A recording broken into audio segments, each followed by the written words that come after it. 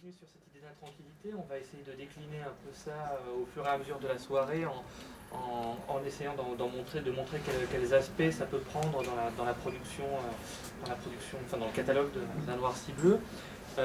L'une des premières choses qui m'est venue à l'esprit, c'est faire de la littérature en plongeant dans l'esprit humain, avec une dimension peut-être psychologique dans les textes. Est-ce que c'est quelque chose qu'on retrouve régulièrement dans ton catalogue ? Alors, on le retrouve probablement, mais c'est pas une démarche très particulière. Enfin, si, peut-être que du coup les personnages m'intéressent pour ça. Moi, j'aime bien que dans les textes, les personnages aient une certaine épaisseur. Même dans les textes les plus farfelus qu'on peut trouver par certains égards, il n'y a pas de personnages qui sont complètement inexistants ou insipides. Non, ils existent, c'est quand même des vrais gens de papier, mais des vrais gens quand même. De papier ou d'écran, ça dépend.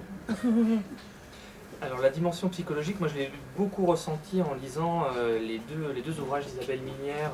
Alors là je vais commencer à parler du travail des auteurs devant les auteurs, donc, avec le risque de se faire taper, avec le risque de se faire taper sur les doigts.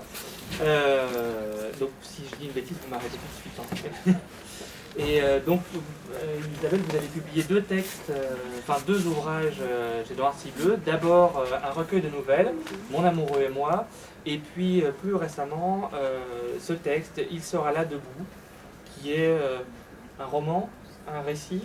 Un roman. D'accord. Récit son jeu. Enfin, moi, je l'ai pris comme un roman, quoi. Aussi. Voilà, donc dans Mon amoureux et moi, on a une écriture assez légère et l'idée c'était de raconter des histoires d'amour différentes. Oui, c'est ça, c'est plusieurs femmes, ce sont là que des femmes, effectivement, qui vont raconter leur histoire d'amour ou de non-amour d'ailleurs, et dans des contextes très différents, des personnalités très différentes. Il s'agissait de filer, de tirer le fil et de personnage en personnage sur le même thème. Voilà, donc on a ça va de l'histoire d'amour inassouvie à l'histoire d'amour qui finit mal aussi. On traverse un peu toutes les phases amoureuses de la plus belle au plus sordide par moment. C'était comment vous avez approché d'un Noir si bleu et c'était l'envie de... Est-ce que vous avez écrit des romans? Oui. Alors, en fait, à un salon de nouvelles à Lozerte, j'avais rencontré Pascal l'année dernière, tout simplement. Et quand j'ai eu ce recueil, voilà. je vais faire un effort. Oui, donc encore une fois, c'était une occasion de publier. Voilà. C'est difficile de publier des nouvelles? Oui, c'est difficile. C'était quelque chose que vous écriviez déjà auparavant, oui. En parallèle de l'écriture romanesque? Oui, j'ai quasiment commencé par la nouvelle, en fait, en publication, enfin pas en publication, mais avec des concours de nouvelles, des choses comme ça. La nouvelle, j'en ai écrit depuis le début. D'accord. Et donc l'envie ensuite de publier un roman chez l'éditeur du recueil de nouvelles. Ouais. Je vais vous lire un passage de Il sera là debout. Alors, Il sera là debout, c'est l'histoire d'une fillette au début qui grandit et de son père. Son père est atteint d'une maladie dégénérative qui le couche en fait. Il ne peut plus tenir debout. Et dès le début du roman, la première phrase, c'est « Mon père est un homme couché ». Il dit qu'il y a deux sortes de gens, les gens debout et ceux qui sont couchés. Il pense que les gens debout ne peuvent pas comprendre les gens couchés. Nous ne sommes pas dans le même camp. Est-ce qu'il voudrait que je change de camp? Et tout le roman est construit sur cette opposition entre cet homme couché et cette fille qui voudrait qu'il se lève. Alors c'est pareil, on passe par des moments très beaux, des moments de compréhension et puis des moments tragiques d'incompréhension très forte ou de doute. Et on passe, alors le roman est construit, on passe de l'intérieur de la tête de la jeune fille à la tête du père. Donc j'ai cherché un chapitre qui permettait de montrer un petit peu cette alternance. Et donc je vais vous lire un chapitre qui s'appelle « Le jour du lion ». qu'en plus la figure du lion revient assez régulièrement. Et sur la couverture. Et sur la couverture. C'est un père en colère.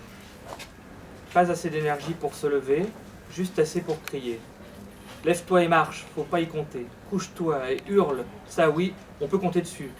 Souvent. Longtemps. Après, quand il n'y aura plus d'énergie du tout dans ce corps épuisé, à peine un battement de cœur, au ralenti, tout juste un souffle, quand plus aucune parole ne sera possible, quand seuls tes yeux parleront un peu du fin fond de ta détresse, de ton chagrin, de ta misère, quand il sera trop tard pour se parler, toi et moi, tes colères deviendront a posteriori des vestiges de santé, des restes calcinés, des ruines, de vieux souvenirs. Tu n'auras plus la force du plus petit juron. Pour un homme comme toi, avoue que c'est rageant. Tous les mots qu'on ne s'est pas dit, papa, les mots qu'on ne sait même pas deviner. De quoi on aurait causé tous les deux, si tu avais parlé un peu? Ce qu'on ne s'est pas dit, tout ce gâchis. C'est la colère de Sophie. Pour l'instant, ta parole est en sursis. Tu n'en sais rien, gaspilleur. Tu pourras me dire qui tu es, à part un homme couché, qui tu étais avant de tomber, qui tu es dans ton silence, dans tes yeux bleus tournés vers l'intérieur. Au lieu de quoi, quand il pourrait encore causer, monsieur se fâche, monsieur crie, monsieur hurle. C'est dingue qu'un taiseux donne de la voix comme ça, crache des jurons aussi tordus. Chérie, ça le prend de temps en temps. Il crie chérie. D'abord, t'as l'impression qu'il appelle chérie, mais le ton te choque. Autant de violence pour prononcer un mot aussi doux. Il est tombé fou. Il est tombé, tout court. Il ne tient plus debout. Les murs du couloir l'ont terrassé et ça le met hors de lui. Tous les chéris putains de bordel de merde de la terre et de l'humanité tout entière ne suffiront jamais à déverser sa colère, à le vider de cette rage. Bien sûr, il y a toujours un prétexte. Ces enfants qui font tout de travers sortent des sornettes à tout bout de champ. Sa femme incapable de lui trouver le bon médecin, le bon remède, le bon espoir. Ses frères et sœurs qui s'en foutent, le laissent crever dans son coin. Le chat qui lui saute sur les genoux, le traitant comme un vulgaire édredon, et ces ânes de Toubib, ces ignorants qui exploitent le malheur des gens, vivent à leur crochet sans être foutus de les soulager.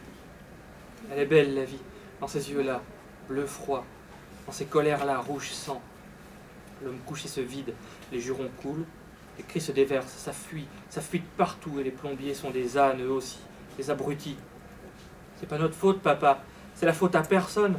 Si tu nous causais au lieu de crier, si tu nous racontais ton enfance, ta jeunesse, si tu nous racontais l'Afrique. Sophie regarde l'homme couché, les yeux ouverts, bleu triste. Elle a fini l'article demandé, il n'a pas réagi. Elle attend, stop ou encore?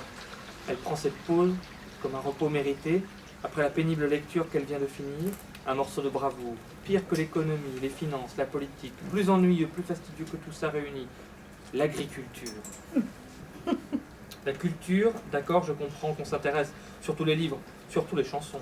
Mais l'agriculture, non, je ne comprends pas. Pourtant, j'ai essayé. Là-haut, à l'étage, dans la bibliothèque, il y a des livres sur l'agriculture. Il y en a en pagaille, illisible. Au bout de 3 lignes, tu cales. T'as saisi qu'il était question de planter des trucs au bon endroit, au bon moment, mais après, t'y piges plus rien. Les mots sont aussi bizarres que chiri, mais en plus poli. Inutile de demander des explications. L'homme couché dira que les dictionnaires sont pas faits pour les chiens. On n'a pas idée d'être aussi fainéante, moi à ton âge, et blablabla. Bon, je comprends bien l'avantage de l'agriculture, c'est pratique pour fabriquer à manger. Dans le fond, si on mange tous les jours, c'est parce qu'il y a des gens qui se dévouent pour s'occuper d'agriculture. C'est très charitable de leur part, surtout en Afrique. Il paraît qu'il fait très chaud en Afrique, il n'y a pas beaucoup d'eau par-dessus le marché. Pourtant, on a très soif quand il fait chaud, le monde est mal fichu. S'occuper d'agriculture en Afrique, ça, c'est du sacrifice. L'homme couché lui apparaît soudain comme une sorte de héros. Héros méconnu, héros déchu, mais héros quand même. Faire de l'agriculture en Afrique. Tout le monde n'aurait pas ce courage. Alors papa, tu sommeilles ou tu dors? T'es où là, avec tes yeux ouverts sur rien? Tu regardes quoi? N'importe quoi. Ce gars-là raconte n'importe quoi. Ça cause d'irrigation, de barrages, de rizières, et ça, c'est même pas ce que ça veut dire. L'imbécile qui a écrit cette connerie d'article n'y connaît rien. Jamais foutu un pied en Afrique. Jamais lu un bouquin. Mais pour causer, ça cause. Encore un âne. Les ânes ont envahi le monde. Il n'y avait pas autant d'ânes quand j'étais valide. J'avais des jambes, pas ces espèces de machins tout flasques que la kiné tripote comme de la gelée. J'étais valide. Je marchais sans m'apercevoir que je marchais. Je trouvais ça tout naturel. Je comprends la chance que c'est d'être debout une fois que tu l'as perdu. Je me rappelle, je marchais sous le soleil, c'était bon. Des fois, l'après-midi, ça me revient, je revois le temps d'avant. Quand j'avais la vie devant moi, des vraies jambes et le soleil sur ma peau. L'Afrique. La chaleur de l'Afrique, les couleurs, même les odeurs, les gens que j'ai connus, les paysages, les sensations, les mouvements, l'action. Et puis, ah oui, je pense souvent à ça. J'ai fait un drôle de pari ce jour-là, le jour du lion. J'avance, je suis concentré sur ce que je vais faire, et puis tout à coup, le voilà, il est là, face à moi, un énorme lion. Je ne pense pas. J'agis. Pas le temps d'avoir peur. Je prends mon fusil, il rugit, je tire. Et le lion tombe. Cette masse solide, tout en muscles, tout à coup inerte. Le lion couché à mes pieds. Le lion est mort ce soir et je me sens bizarre. Je l'ai échappé belle. C'était lui ou moi, et je n'en fais pas tout un plat. Quand même, c'est la première fois que je tue un lion. Je regarde le lion couché, abattu. Aucun doute dans mon esprit, j'ai eu de la chance. Et je n'avais pas le choix. Dommage pour le lion, c'est tout. J'ai changé d'avis. Dommage pour moi. L'inverse eût mieux valu. Le lion m'aurait dévoré, il aurait vécu sa vie de lion, il serait peut-être encore vivant à l'heure qu'il est. Il aurait fait des petits. Moi, je me serais abstenu de fabriquer les 2 derniers, et je ne serais pas couché dans un lit au jour d'aujourd'hui. Oui, bien sûr, Marthe aurait eu beaucoup de peine pendant quelque temps, puis elle aurait refait sa vie. Les 2 grandes n'auraient aucun souvenir de moi, c'était des bébés. Aucun souvenir, aucun regret. Ou bien le regret de ne pas m'avoir connu. Il aurait mieux valu ce regret-là, plutôt que de supporter un père infirme. Marthe leur aurait montré des photos, n'aurait raconté de moi que le meilleur, elle aurait brodé sur mes qualités, escamoté mes défauts. Votre père, doux comme un agneau, jamais un mot de trop. Aujourd'hui, je serais une légende dans la tête de ces gamines-là. Le lion aurait fait un bon repas, et je serais un héros. L'histoire aurait été bien arrangée, je me serais battu jusqu'au bout contre le lion, ça aurait fait sensation dans les cours de récré. Mes enfants seraient très fiers de moi. Mon papa, il a été mangé par un lion. Et le tien, il fait quoi? Mes enfants m'aimeraient énormément si j'étais mort. Un père éternellement jeune. La vie, la force, l'avenir devant lui, tout ça. À 30 ans, j'aurais fait un mort magnifique. Au lieu de quoi, je suis un emmerdeur. Une plaie, un tyran. Ces gamins ne méritent pas ça. Les 2 petits ne seraient pas nés, personne ne pourrait les regretter. Marthe aurait peut-être eu d'autres enfants avec un homme bien portant, actif, 2 jambes, tout le reste. À la place, elle s'endort chaque soir auprès d'un infirme, un foutu de... Chérie, je suis que la moitié d'un homme, le quart d'un homme. Le jour du lion, j'ai réagi trop vite, même pas laissé sa chance au lion. Et en plus, il était beau, plein de vitalité, toute une vie de lion à accomplir. J'aurais pu aussi tomber dans le Niger, servir de goûter aux crocodiles, ou encore donner mon sang en guise d'apéritif à des moustiques infectés, attraper un palu mortel rapide, surtout rapide. Mourir, d'accord, mais agoniser, non. Le lion n'a pas agonisé, il est mort d'un coup. Mort dans sa splendeur, dans sa force, sa vitalité. J'aurais voulu la mort d'un lion et j'agonise depuis 10 ans. Les premiers temps, je n'ai pas compris que c'était fini, que j'étais foutu. Marthe le savait peut-être, mais elle ne me l'a pas dit. J'ai quitté l'Afrique pour un congé, pour me faire soigner. Tu parles d'un congé? Putain de vacances. Moi, je croyais que j'y retournerais. Je me disais ça quand j'avais la trouille, quand les toubibs faisaient leur tête d'enterrement, débitaient leurs âneries. On ne sait pas trop, monsieur, ça dépend des gens. On ne peut pas prédire comment ça évolue. Mais enfin, pour l'instant, il faut rester vigilant. Et patati et patata, je les laissais causer. Je me disais, non, cette saloperie ne va pas durer, cet arrêt maladie non plus. J'y retournerai. Un jour, j'irai là-bas. On ira tous, avec les enfants. Je leur montrerai l'Afrique. Quand je serai guéri, j'irai là-bas. Ensuite, j'ai été plus modeste. J'ai pensé, quand je serai valide, j'irai là-bas. Guérir, je commençais à m'en foutre un peu. C'est marcher que je voulais. Et pas avec des béquilles, pas en me tenant au mur. Marcher lentement, à la rigueur, mais marcher. Tenir debout, putain. Lève-toi et marche. Putain de connerie de bondieuserie. Je l'ai déçue, la petite. Elle y croyait. Comme si elle avait pu me lever avec ses yeux, en me regardant aussi fort qu'elle pouvait. Et Marthe qui s'en mêle à ce moment-là. Sophie, n'ennuie pas ton père, il est fatigué, il doit se reposer.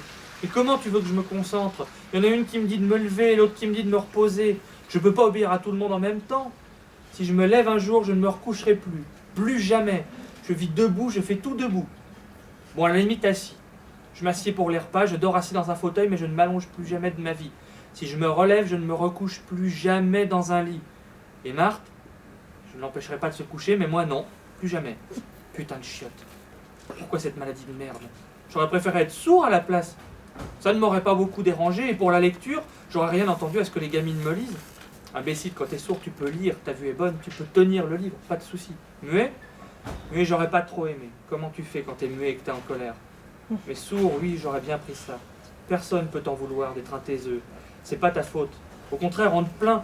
Le pauvre, il peut pas suivre les conversations. Et puis surtout, on te fout la paix. Fini les bavardages, les infirmières qui papotent et les kinés qui rigolent à gorge déployée. Imbécile, va, quand t'es sourd, t'as pas besoin de tout ce monde-là. T'es sourd, puis c'est tout. J'ai tiré le mauvais numéro à la loterie des maladies. Et cette âne de Toubib, bien foutu de me dire la vérité, en face. Tu marcheras plus jamais, mon vieux, te fais pas d'illusions. Si cet abruti avait eu le courage de me dire ça quand il me restait juste assez de force, juste assez d'indépendance aussi. Maintenant, je suis sous surveillance, toujours quelqu'un pour me garder comme un bébé. Et pour la force, laisse tomber, c'est le cas de le dire. Il y a 10 ans, quand je m'agrippais au mur, il était encore temps. Si ce bâtard de Toubib m'avait parlé en face, je ne serais plus là pour y penser. Je n'aurais jamais connu cette déchéance, j'aurais mis un point final bien avant, quand je tenais encore debout. Mais Stan Batté me disait, on ne sait jamais. Il y a des fois où ça évolue bien. Des gens qu'on avait cru très mal barrés et qui s'en sortaient. D'anciens invalides qui remarchaient après un traitement. Il avait même plaisanté, cet innocent. Bon, pour le marathon, vous mettrez une croix dessus, mais pour la marche, il faut y croire. Ce type censé me soigner m'a fait plus de mal que de bien, il m'a donné de l'espoir. Le connard. Maintenant, il continue à marcher, lui. Et me voilà cloué au lit. Un type bien m'aurait prévenu, il m'aurait parlé seul à seul, entre hommes. Mon vieux, c'est un chemin de croix que t'as devant toi maintenant. Tu fais comme tu veux, moi, mon métier, c'est de te soigner, et je ne peux pas t'aider davantage. Je l'aurais remercié d'un signe de tête. On se serait compris, ça aurait été un beau moment, comme au cinéma. Ensuite, je me serais débrouillé, accident de voiture, accident de noyade, accident de chasse, accident de la vie. Seul le Toubib aurait compris, et il n'aurait rien dit. À la place, cette andouille m'a nourri d'illusions. Maintenant, je suis impuissant, un foutu de rien, dépendant, je ne fais plus rien de ce que fait un homme debout. Même pisser, saloperie de vie, chérie, je pisse allongé, je pisse dans un machin en plastique. On me fait manger, on me lave, on me fait la lecture. Un vieux bébé impotent. Voilà ce que je suis devenu à cause de cet âne. Ah, si j'étais valide, vous verriez ça tout, j'irais casser la gueule au Toubib. Sauf que si j'étais valide, j'aurais aucune raison de casser la gueule au Toubib. Je serais parti d'ici depuis longtemps, je serais là-bas. Peut-être en train de tuer un lion. Voilà, donc on a une situation qui est exposée dans toute sa complexité. On est dans la tête des personnages en permanence et on alterne encore une fois entre l'émotion, le rire, le ridicule aussi. Mais j'ai trouvé quelque chose de très fort dans votre écriture, à la fois dans Il sera là debout et dans Mon amoureux et moi, c'est qu'il n'y a pas de choix dans le registre. On n'est pas dans une démonstration pathétique, on n'est pas dans une démonstration grandiloquente. Vous ne faites pas des personnages des héros, et surtout cet homme couché qui est présenté avec tous ces aspects détestables et en même temps comme quelqu'un qui subit une grande souffrance. Je trouvais ça très très très fort dans la démonstration. Merci d'avoir choisi un passage où cet homme a la voix. Sinon, il y a des passages où il n'y a que le point de vue de la petite ou de l'entourage, et je suis touchée qu'on l'ait entendu d'une certaine façon. C'est vrai qu'il est assez présent au début, et puis plus le temps passe et plus la présence, plus la personnalité s'efface pour laisser place à une présence. Ça fait partie, je suppose, du processus narratif, c'est-à-dire qu'on parle de lui de plus en plus comme il est mis à l'écart. C'est la logique de l'histoire en fait, hein. C'est le respect de l'histoire. Je me suis inspirée de choses signées. Et donc j'ai respecté la logique aussi des choses telles qu'elles étaient, si vous voulez. Donc là, j'avais pas trop de suspense sur comment ça va se passer. Il y a une base, je crois que vous avez une formation de psychologue ou... Oui, tout à fait. Mais là, c'est pas du tout un livre de psychologue. Est-ce que ça influence votre écriture d'une certaine manière ou... Ça peut l'influencer comme toutes les choses qui nous arrivent, toutes les choses qui nous constituent, si vous voulez. Mais moi, je me mets dans le monde intérieur d'un personnage et j'ai pas du tout de regard comme ça technique. C'est une plongée dans ce monde-là et j'ai pas du tout la sensation d'utiliser. Je pense qu'on fait sans savoir qu'on fait. Quelqu'un qui est fou de poésie va avoir peut-être une écriture plus poétique que quelqu'un qui n'est jamais de poésie. Voilà. Mais en dehors de ça, je sais pas. On sent un souci justement de ne pas tromper. Il y a une utilisation de la langue assez blanche, je dirais, dans un bon registre, parce que c'est une manière de ne pas mettre en scène. Voilà, pour continuer sur la première idée, il n'y a pas de mise en scène de la maladie, il n'y a pas de mise en scène de tout ça. On sent bien, et je trouve qu'il y a aussi une autre force qu'on trouve dans votre écriture, c'est cette manière justement de passer Là, on le voit, il s'énerve, puis il redevient calme, et on est vraiment dans une démarche intérieure, dans tout ce qui est là de parfois illogique, avec des associations d'idées, des choses comme ça. On retrouve ça aussi dans Mon amoureux et moi. Il y a une nouvelle assez frappante sur une femme qui, le lendemain d'un repas qu'elle a fait avec des amis, avec son mari et des amis à eux, se dit que la femme qui recevait à déjeuner, à dîner, était assez malheureuse dans sa vie de couple, et finalement de fil en aiguille, dans la manière dont elle voit et dont elle se répète la soirée, ce qu'elle en a vu, les traces du malheur de son amie, elle commence à l'identifier à elle-même, et on est dans une démarche très souple, où du début de la nouvelle, on passe d'une femme qui semble assez heureuse et épanouie en couple, qui se plaint d'une amie, et on voit son ressenti personnel envahir complètement la situation. Elle parle d'elle. Voilà. Elle parle d'elle. Tout ce qu'elle dit sur son ami, sur le couple de son ami, en fait, elle parle d'elle. Et bon, ça, on l'a tous remarqué, cette situation-là. Et une manière je trouve que vous mettez bien en scène cette manière de se tromper soi-même, et finalement de voir, à mesure que se déroule l'histoire, le ressenti, une personne qui devient lucide sur elle-même, quoi, Oui, et qui se retrouve dans une situation de révélation personnelle. Oui, c'est presque l'histoire d'une prise de conscience. Et j'aime bien C'est une prise de conscience. amener qu'il y a un cheminement entre que ce soit une nouvelle ou un roman, qu'il y a un cheminement entre le début et la fin, et que le personnage il est évolué, il est bougé, que quelque chose se soit passé. Ça, c'est quelque chose qui me tient à cœur. Je ne pars pas dans l'écriture avec cette intention-là marquée, mais je me rends compte au bout de plusieurs livres que c'est ce qui se passe. Et c'est quelque chose qui finalement est présente aussi bien dans la nouvelle sur une forme courte que dans le roman sur une forme longue. Tout à fait. Oui. Et sinon, sur les variations de l'écriture, du ton, j'aime bien parler des choses graves de façon légère, mettre de la légèreté là où le thème ne s'y prête pas. Et effectivement, avec Il sera là couché, il y a des points d'humour. Il sera là debout. Il sera là debout. Oui, parce que dans mon entourage, les gens ne se mettent pas dans le crâne, ils me disent tous l'homme couché. En parlant de ce livre. C'est pour ça. Voilà.